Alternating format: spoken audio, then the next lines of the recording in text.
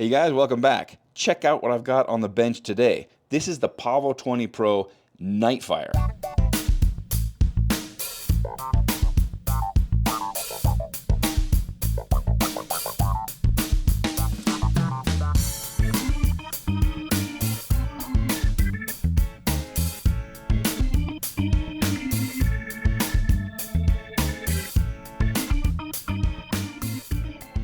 The Nightfire is a limited edition version of the Pavo 20 Pro with a few differences that I'll tell you about in just a second.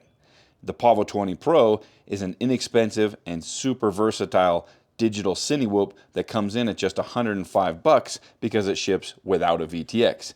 You will have to add your own DJI-03 or Walksnail system. It does have ELRS on board, it's super easy to fly, and if you are considering the Pavo 20 Pro anyway, this is a great opportunity to pick one up because Beta FPV has some great sales going on right now. Prices do change all the time, so be sure to check the video description for the most current prices and coupons.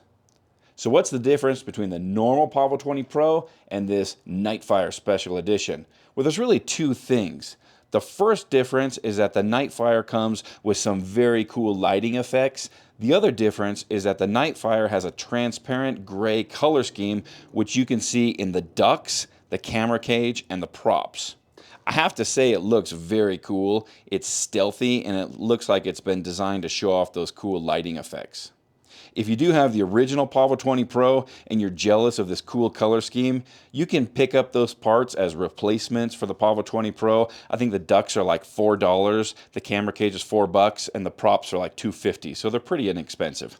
I highly recommend getting some extras anyway because the camera cage, ducts, and props are the parts that usually break in crashes. Here's what you get in the box with your Pavo 20 Pro Nightfire Special Edition. We get the drone itself, a camera cage, a bag with an extra set of props, and a USB dongle you'll need to connect the quad to Betaflight. We get an LED light strip that has some very cool effects that I'll show you in just a second. Another bag with some hardware, including a carbon VTX mount in case you want to install a VTX other than the DJI-03 system. To install your LED strip, the first thing that you need to do is to install this little control board.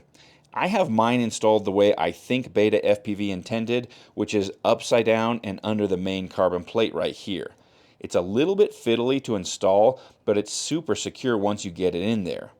The board is shaped to grab onto the rubber grommets, and then it has a hole in the middle which can be secured using one of the mounting screws that attaches the ducts, the all-in-one board, and the carbon plate. I recommend plugging in the pigtail to the all-in-one board and to the LED strip before you mount the board because it's hard to plug them in afterwards because they're so small. I've also seen other people mount this board on top of the prop guards or even onto the side of the air unit, and you do have a nice long cable on that LED strip, so you have some freedom. Just be very careful of cable management so you don't have any cables near your props.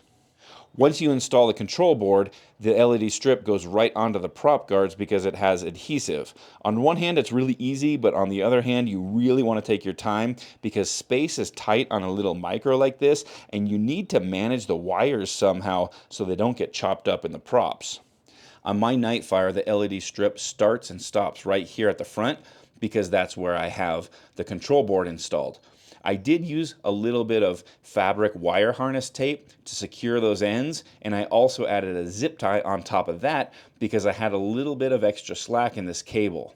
However you install it, the most important thing is that those cables are super secure and they're not going to get too close to these props.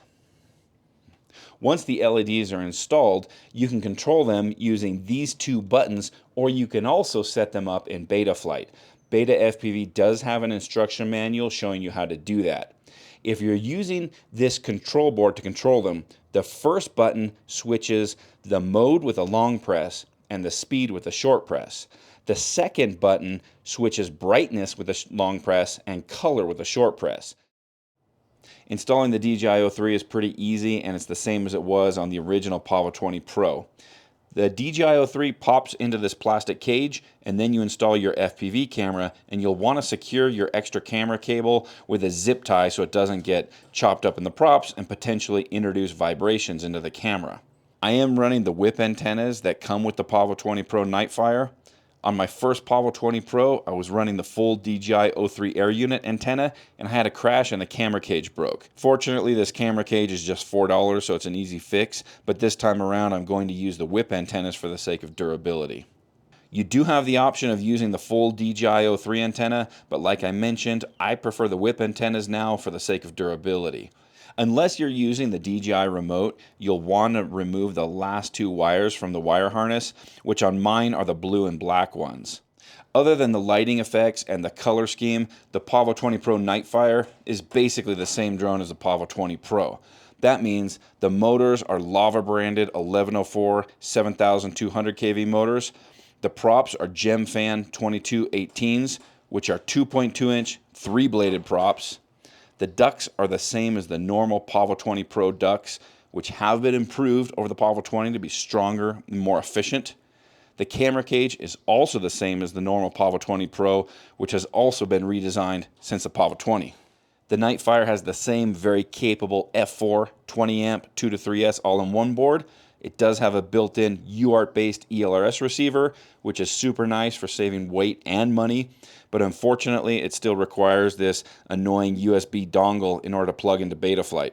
It works perfectly fine, but I would prefer to have a standard USB port over a proprietary dongle because you might lose this. Don't lose this, you need it to plug into Betaflight. With the LED light strip and a battery strap, my Pavo 20 Pro weighs in at 115.6 grams. With a 550 milliamp 3S battery, it weighs 158.1 grams. Alright you guys, now I'm going to share with you some flight footage that I've taken with my Pavo 20 Pro in some different locations to give you an idea of what this little drone is capable of. If you don't care about LEDs, or if you're watching this video after the limited edition is sold out, you can go for the normal Pavo 20 Pro and you're getting the exact same drone, but with a single color LED strip instead of the Nightfire's light strip, and the standard black ducts instead of the transparent gray ones. The Pavo 20 Pro flies great on the stock tune. I'm getting 3 to 5 minutes on the recommended 3S 550 milliamp Lava batteries, depending on how aggressive I fly and how much wind there is. Speaking of wind, in some of these shots, I'm flying in the mountains and there's loads of wind. The Pavo 20 Pro handles it surprisingly well for a micro Cinewhoop. It gets blown around a lot, but the footage is still very usable after I run it through GyroFlow.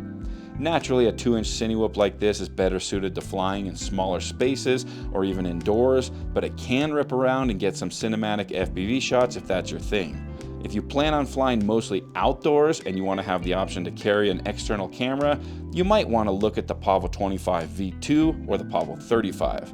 But if you're in the market for a super versatile and inexpensive micro Cinewhoop that's easy to fly even for new pilots, you can't go wrong with the Pavo 20 Pro for about $100, and probably less than that with the coupon codes down there in the video description.